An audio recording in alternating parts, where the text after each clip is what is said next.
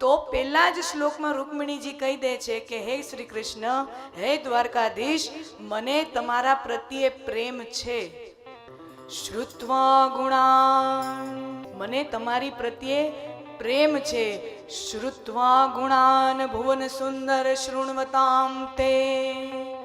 રૂકમણી પત્રનો 7 શ્લોકોમાંનો પહેલો. કહેવાય છે કે વિશ્વમાં સૌથી પહેલો લવ લેટર કોઈ હોય, દુનિયાનો સૌથી પહેલા પ્રેમ પત્ર કોઈ હોય તો આ ભાગવતજીના 10મ સ્કંદના 52મા અધ્યાયમાં રહેલો રૂકમિણીજીએ શ્રી કૃષ્ણને લખેલો આ પ્રેમ પત્ર વિશ્વનો સૌથી પહેલો પ્રેમ પત્ર છે. અને દ્વારકામાં જાઓ ને, દ્વારકાધીશ મંદિરના દર્શન કરવા સૌરાષ્ટ્રમાં, તો દ્વારકાધીશનું જે મંદિર છે, જગત મંદિર જેને કહેવાય, દ્વારકાધીશનું મુખ્ય મંદિર, ત્યાંના પૂજારીઓ જે સેવામાં હોય તો ભગવાનની જે સેવા અર્ચનમાં લાગેલા, એ સેવા કાર્યમાં લાગેલા જે પૂજારી હોય એ છેલ્લા 5200 વર્ષથી નિત્ય દ્વારકાધીશના કાનમાં આ રૂકમણીજીએ લખેલો પ્રેમ પત્ર આજની તારીખે વંચાવી અને ભગવાનની મૂર્તિને સંભળાવે છે. આજની તારીખે એ પ્રથા ચાલુ છે કે દ્વારકાધીશને ત્યાંના જે સેવા કાર્યમાં હોય એ પૂજારીઓ આ પ્રેમ પત્ર વાંચીને સંભળાવે છે. શ્રુત્વા ગુણાન ભુવન સુંદર શૃણવતામ તે.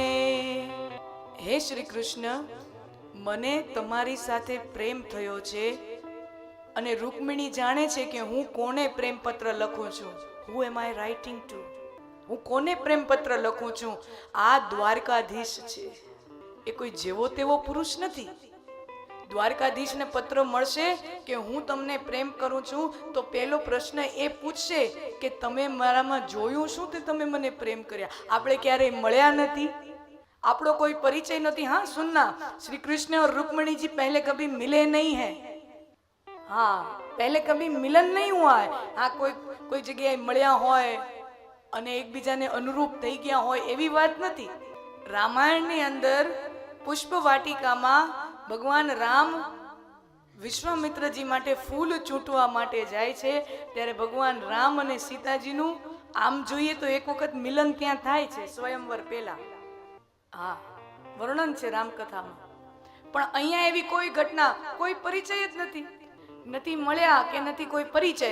તો દ્વારકાધીશ તો મને પૂછશે કે આપણે તો મળ્યા નથી, કોઈ પરિચય નથી, કોઈ ઓળખાણ નથી, તો આ પ્રેમ થયો તો થયો કેવી રીતે?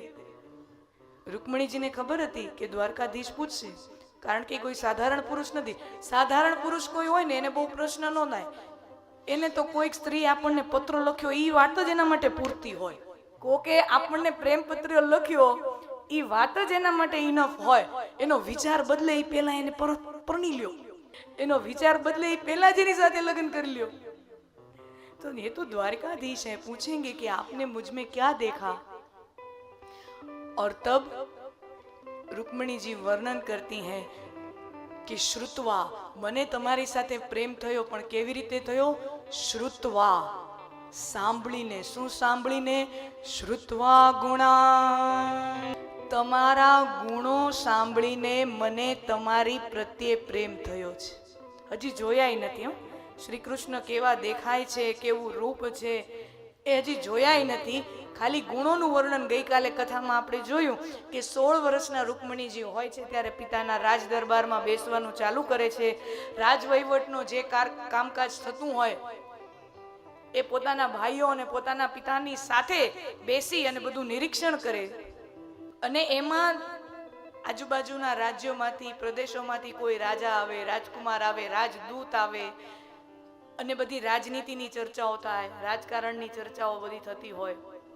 તો એક ચર્ચા અવશ્ય થાય અને એ થાય શ્રી કૃષ્ણની.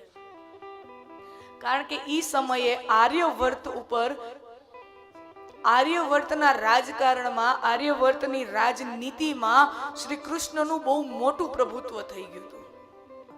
આર્યવર્તની રાજકારણમાં, આર્યવર્તની રાજનીતિમાં શ્રી કૃષ્ણ એક પ્રભાવી નેતા તરીકે ઉપસી આવ્યા હતા, ખૂબ યુવાન ઉંમરમાં.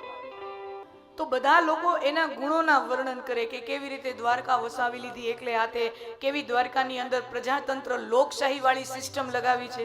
આપણે દ્વારકાધીશ દ્વારકાધીશ કહીએ છીએ બરાબર, પણ દ્વારકાધીશ શ્રી કૃષ્ણ દ્વારિકાના રાજા નહોતા. ભગવાન રામ અયોધ્યાના રાજા ભલે હતા, દ્વારકાધીશ દ્વારકાના રાજા નહોતા. દ્વારકામાં ગણતંત્ર હતું, પ્રજાતંત્ર હતું. આપણે જેને રિપબ્લિક સ્ટેટ તરીકે ઓળખીએ છીએ, પ્રજાતંત્ર, રિપબ્લિક સ્ટેટ. યાદવોનું જે રાજ્ય હતું એ ગણતંત્રના પાયા ઉપર આધારિત હતું, લોકશાહી ઉપર. દ્વારકાધીશ પણ દ્વારકાનો રાજા નહીં. તો કેવી રીતે દ્વારકાધીશે નીતિ નિયમો ઘડી, બંધારણ ઘડી અને એને સરસ મજાની દ્વારકાને સમૃદ્ધ, આ બધા વર્ણનો ચર્ચા તો થાય ને, અલગ અલગ રાજાઓ ચર્ચા કરે. આ સાંભળીને, ગુણો સાંભળીને મને તમારા પ્રત્યે પ્રેમ થયો અને મેં નક્કી કર્યું, Bhuvan Sundar, you are the most handsome man in all 3 worlds. મેં નક્કી કરી લીધું કે તમારાથી શ્રેષ્ઠ બીજું કોઈ નથી. અહીંયા પ્રેમની શરૂઆત ગુણોને સાંભળીને થાય છે, ના કે રૂપને જોઈને. મેં તમારા ગુણો સાંભળ્યા એટલે મને તમારા પ્રત્યે પ્રેમ થયો. देखिए, प्रेम होना गलत बात नहीं है, लेकिन किस कारण से प्रेम होना चाहिए ये रुक्मिणी जी बताती हैं.